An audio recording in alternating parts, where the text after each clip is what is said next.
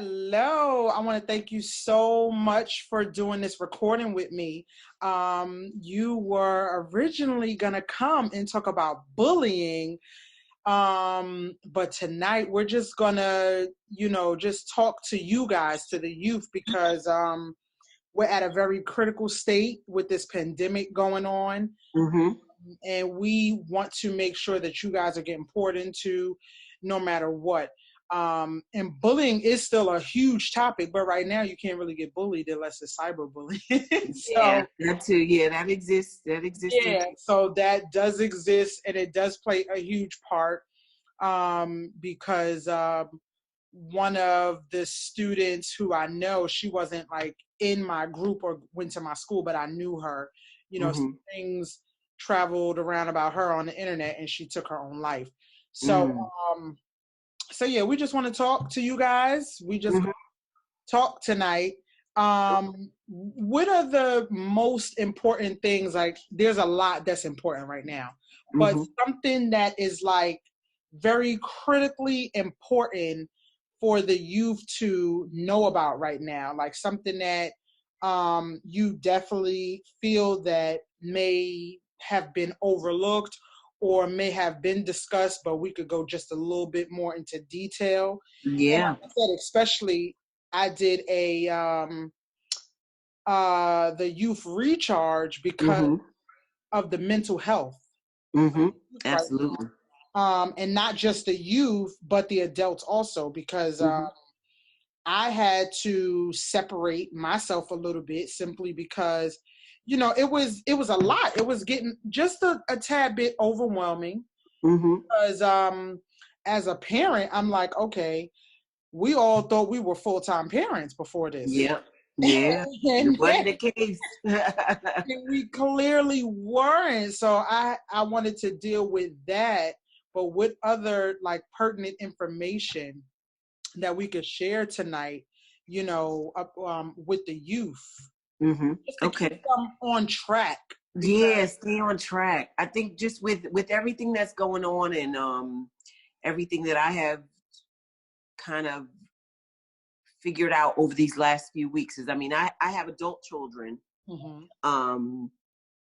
but we have conversations as well. And I think what I would say is most important is during this time, like, okay, so if I were talking to the parents, we, like even you said, it could be kind of overwhelming. You kind of know the information. Maybe you're reading it, maybe you're hearing it, and you're forming your own opinion. And in a lot of cases, I feel that a lot of parents are probably sharing that with their children, and they're getting it from their perspective. So what would be most important during this time is I feel like as a young person, you have to find someone that you can share information with or bounce information off of, someone who is trusted. And if we're honest, that person is not always a parent, right? Like as kids, a lot of times we don't share things with our parents because we feel like, oh, that's just my mom or that's just my dad, or we've already formulated in our minds what we think they're going to say or how we think they're going to react. But if you're having a time with trying to understand what's going on, why you're not able to hang out with your friends, what this may be like for you trying to, do school virtually, which could be a challenge. Maybe it's a very important year for you where it's graduation or you feel like you're missing out on things. I think the most important thing right now, if I were speaking to young folks, would be to say, find someone that you can share how you feel with, someone trusted, that doesn't necessarily have to give you an answer, but maybe they can just hear you out, like maybe your fears or your thoughts, or, I heard this, do you think this is true? Maybe just someone to kind of formulate that together. And, like I said, we would all love for it to be our parents.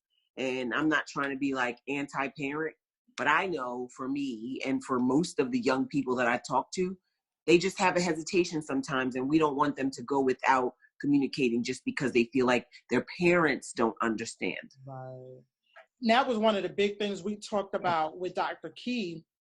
The first one was communication, because like you have to be, number one, transparent at this point. You have to communicate and be open. And as parents, if you feel like you can't, or as students, if you feel like you can't, this is the perfect time to reach out to somebody who can, because the more, and then even us as an adult, me, you know, the more we don't talk to certain people or people that help us get what we're feeling out. I talked about PSD yesterday, and I was like, Lord, you know, this could potentially, we don't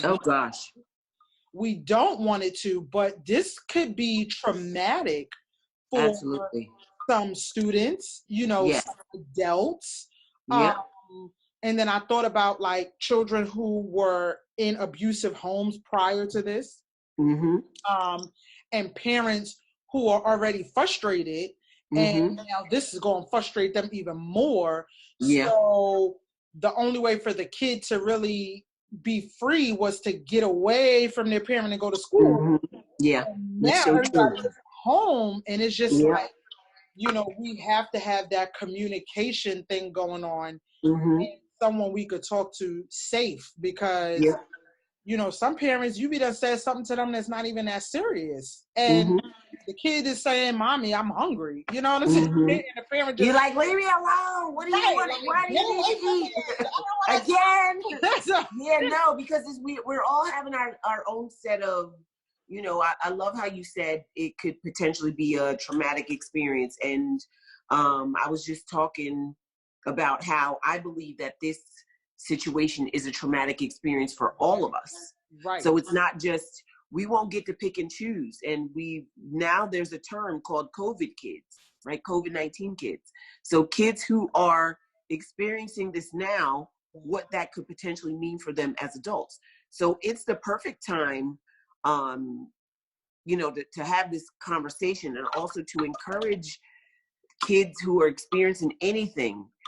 Find the person that you can share that information with. It could be another family member, just someone who you can just get it out, get it off your chest. If you feel like you can't share it with anyone verbally, write it down, write a letter, and share it with someone, just so that you can express your feelings. Because there's what I've learned about trauma in my own life, and the trauma that I inflicted on my children, was the things that we automatically consider it has to be like a serious abuse. Like you got to be physically abused or maybe sexually abused to have a traumatic experience.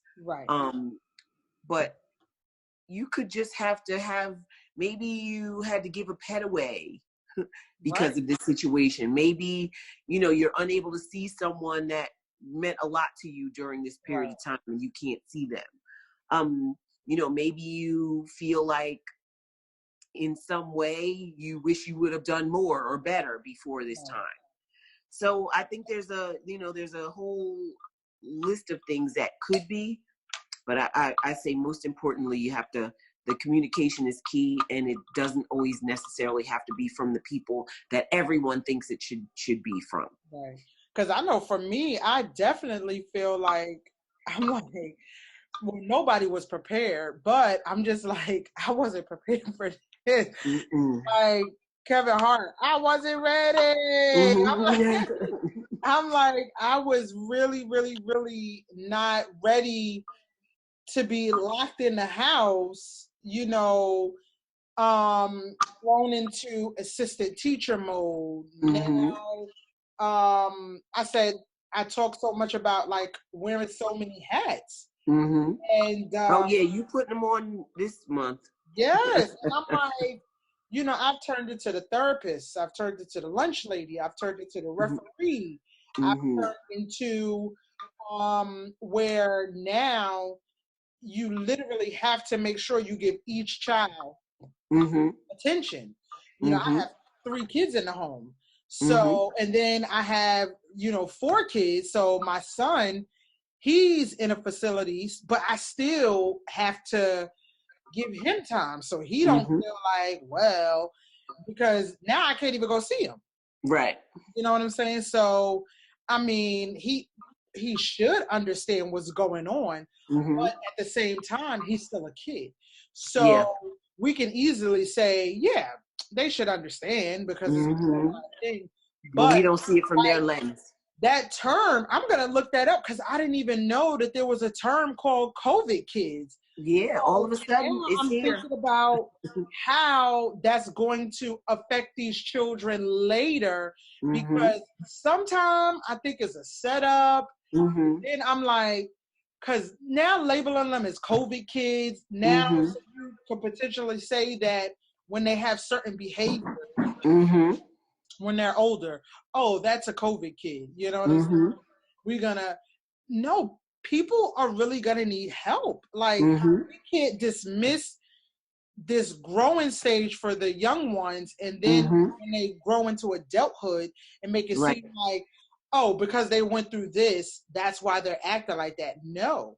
We need to put certain systems in place so this way they can have these outlets. They could get the help that they need.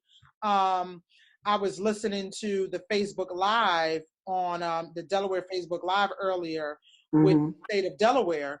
And they had, you know, certain therapists and professionals from mental health and things like that. They had them on so that way they could let families know that they're still doing counseling. They're still doing counseling sessions. And I was like, I wonder if people know that if they're really having a hard time, they need to look at the back of their Medicaid card. Right. And find a therapist who's doing Zooms or whatever other platform they're using and make sure that their family, you know, goes in the best direction. Yeah. And the direction to where it's going to traumatize. Because for some people, for people who love people, this could be traumatizing. Yeah, no, it's an adjustment. It's not something that anyone could, you know, like after this, we'll have protocols in place on how to do certain things a certain way. But I think we've all kind of found ourselves in a place where we're just navigating through as it's going. Like we're building the plane, but flying at the same time. Right. So it's, you know, it's just important to be able to share your feelings and your thoughts. And I know for me as a kid, you know, growing up, with you know, being in a really restricted household, abusive. I was in foster care, and I think that at that time I just wanted to run away. Like I wanted to escape. I didn't, you know, I didn't feel like I had anything to share with anyone that lived in the home. But I was able to trust someone that I was able to stay connected with even when I wasn't in school, and it was a teacher. So just, you know, I mean, even with social media these days, there's so many ways to connect with people. I mean, even with your distant learning, you're on with your teachers. You know, if you have a relationship with them, maybe there's even some other friends that you trust and can speak to, or other family members outside the home. But most important now is to be able to express yourself in an honest way without feeling like, you know, like, if you could, as a child, I could remember, or even as a youth, I could, if this was something going on and I took myself back to those days for me, and I went to one of my parents and I said, oh, I'm bored, or I don't want to be in the house, or I'm, you know, upset about not being in school. They'd be like, what you talking about? Right. You bored? I got plenty of stuff for you to do. Right. You're going to wash these windows. You're going to clean these blinds. You're going to mop the floor. You're going to do this. You're going to clean these baseboards. And if you're still bored, you let me know. And you should be grateful. Grateful that you got a roof over your head. You got this, you got that, right? So I'm like, okay. And then the favorite line that I couldn't stand, people in Africa don't have water. And you like, okay, and like, but it's really, you know, so that's like the dismissive way. Here in the United States. Yeah.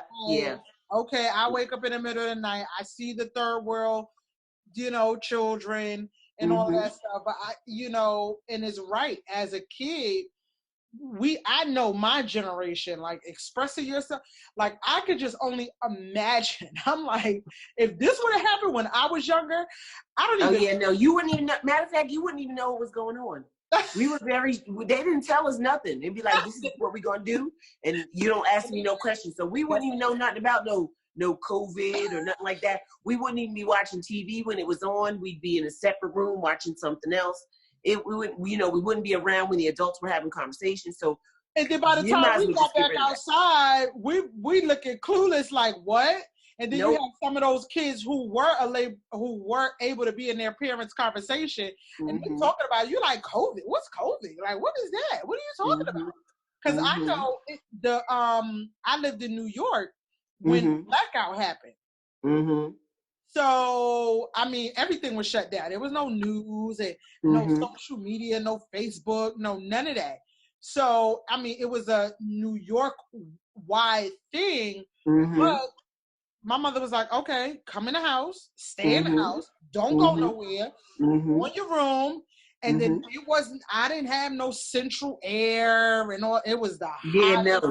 Yeah, you might have had a fan blowing and that was it. Mama, and then you couldn't turn on the fan because the electricity was out. So I'm in the room with the heat, the windows open, sweating in the middle of the night. And it was like COVID-19. Yep, it is. It was like COVID in the dark because my mother was like, you're not going outside. You're not doing this. You're not doing that. And then the food, we had to make sure. I don't even know what we did with the food. I didn't even think of that. But you didn't have to worry about it. Yeah, I was still able to eat and all of that other kind of stuff. You know, back then, parents didn't. Sometimes they did put certain burdens on you when it came to siblings and stuff like that. Other than that, you didn't know nothing about a food stamp card. You didn't know nothing about them little paper stamps. You didn't know nothing about none of that stuff. You did not know nothing about your parents' business. It would stay in a child's place. But now everything is so social media, so like out there. You know, you got your friend knowing this that shouldn't know this, and they telling your kid that. And I was saying earlier that another good thing about this is because the situation is not good in itself. Because we have, people dying. We're losing some people that we never would have imagined would leave this earth at this time. Right. But I said parents need to look at the good part about it too, because we talked about identity in the last session, and certain things that we install in our kids, we're wondering why the teacher is like, oh, well, your kid acts like this, or your kid is doing this. And you're like, I didn't raise you like that. What's going on? But why? Because they have these influences from their other friends. Yep. So I definitely, because this is going to be on YouTube as well, encourage the parents to get a grip on your kids. Like, I cannot stand to hear people talk bad about this next generation, because at the end of the day, we're going to get old. Yeah, we got to help empower them. So why not empower them? And I know you have some parents that go off at the mouth. They don't want to hear nothing. But you still have a job to just empower them, because the little bit you sprinkle in them, they're going to remember years later. And they're going to be like, yeah. And they pick out and choose what pieces they hold on to. Right. And in most cases, it's the negative. Right. And I'm just like, this is the best time for the parents, being that they're in the home, to start scraping off some of that stuff that even parents put on their own kids sometimes, because we can't always blame the school now. We can't always blame the influences of other children, because sometimes it's from the home. And you look at like, I can't believe knowing good and well, they acting like a little you. Where that came from. Right. They acting like a little you, and they acting like a grown little you in the little body, and you like, oh my God, I said that to such and such and such a couple of weeks ago. I ain't think that my kid was going to go to school and and spit it back out. Yeah, so this is the perfect time for parents to see, communicate, and see certain behaviors and things that their kids, and then for the kids too, to see certain things that they know that they need to change. Right. Because the age group that we deal with, they're old enough to know right from wrong. Like these middle school and high school, they already know. Yeah, I know I shouldn't be talking like this, or I know I need to fix my attitude and this, that, and the third. But sometimes they just choose to, because of their peer pressure. They want to be to their friends and stuff like that. So I definitely want to thank you for talking to me tonight. Oh, goodness gracious. No, absolutely. It was my pleasure. I know it's you know, it's not ideal. You know, we had plans, but I think it also teaches us that we're like slaves to time, and it really doesn't exist. So, you know, we thought about what our future would look like. And I think I would say, you know, you can't worry about what already happened. You can't worry about what hasn't happened yet, or what we're hearing about what's happening. Is we have to live in the here and now. So whatever you have now, whatever you have to do now, whatever your assignment is now, whatever you need to prepare for now, you just focus on that. And that's what I've been doing, because this has been a really good,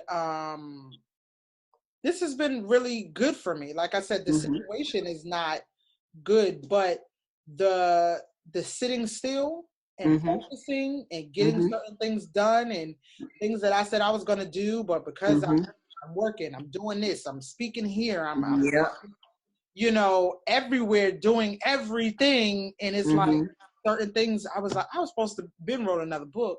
And today I said, you know what I'm going to do with my kids? I'm going to write a book with my kids. You know, so and I wanted them to write a book, but I said it would be a lot more fun if we just did it together. Just compiled it. That's awesome. Right. So we got more than enough time sitting in this house. Oh yes. Day by day. Yeah, I'm like, why not come out of this with something that can empower youth and families? Because that's what we need right now. We need something, we need tools that could just empower us. So yes, thank you so much for joining us tonight. No, thank you for having me anytime, and I look forward to, you know, doing this in live and in person. I love doing this. I'm definitely gonna do this more often. I'm gonna stop the recording.